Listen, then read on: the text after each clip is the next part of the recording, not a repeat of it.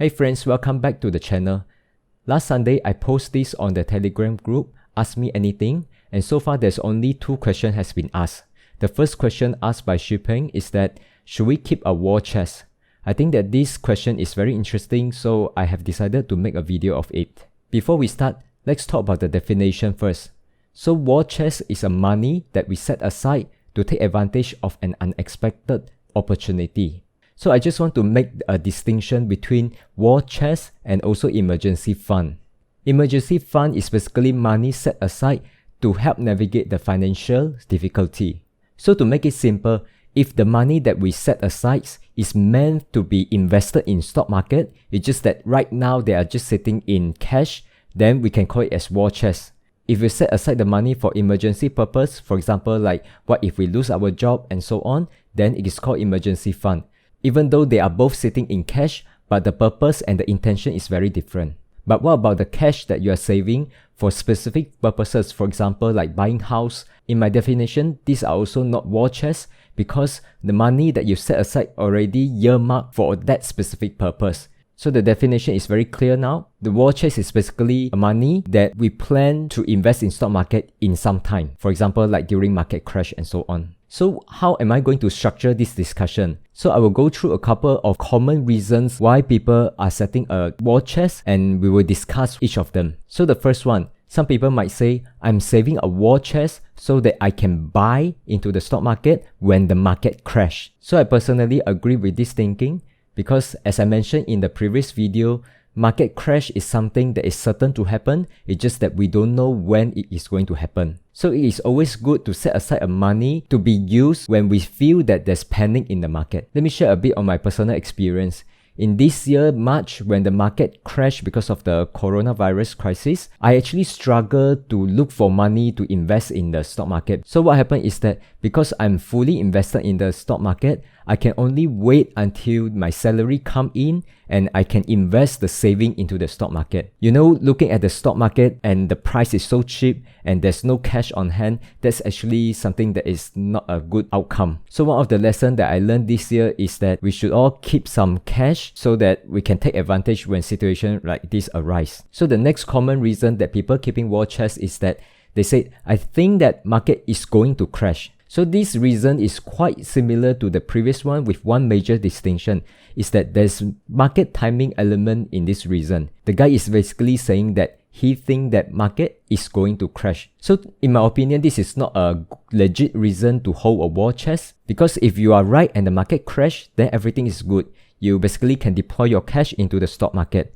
But what if you are wrong? Meaning that the market just continue to rally while you are keeping a cash. The opportunity cost of keeping a cash for a very long time is very high because market tend to go up over time. Okay, the third common reason is that people are keeping a war chest because they say that everything is so expensive now. Okay, for this one, I do agree that market valuation is quite high at the moment. Whether you look at Buffett indicator or Shiller PE, for sure, market is expensive. So my response to this is that it is okay to keep some cash because you think that market is expensive, but you need to have a strategy on when and how to enter the market. For example, you might say that when market drop by 20 or 30%, then you will slowly enter in tranches. Because if you don't have a strategy, then what happens is that when market panic and it crash, and you basically were just waiting for the market to crash more. And that war chest might end up become a permanent cash allocation. So having a strategy is always a good advice. Okay, the fourth reason is that some people might tell you that, okay, I'm keeping a war chest just to make myself more comfortable. Okay, I do agree with this because nothing is more important than able to sleep well during the night. And I want to borrow this illustration from Meet Kevin's in one of his videos. Basically, he is saying that if we are invested in the stock market and the market goes up, we are happy. Market goes down, we are sad. But if we only keep in cash, then when the market goes up, we will be unhappy. And market goes down, we will be happy. So the sign is opposite, right? So for every investor, you should know your tendency, you should know your bias, and you should strike a balance between how much invested in the stock market and how much you keep as cash or as a war chest. So the goal is that whenever market goes up, you should feel happy because you have invested enough. And whenever the stock goes down, you should actually feel happy also because you still have cash to be deployed. And while we are on this topic, I would like to tell a fun story. So I want to introduce you to this guy. His name is Harry Markowitz. He's a Nobel Prize winning economist who devised the modern portfolio theory. So this is a mathematical theory to say how to construct a portfolio based on return and volatility. So the concept of efficient frontier is basically invented by this guy. So you can come up with formula to solve for the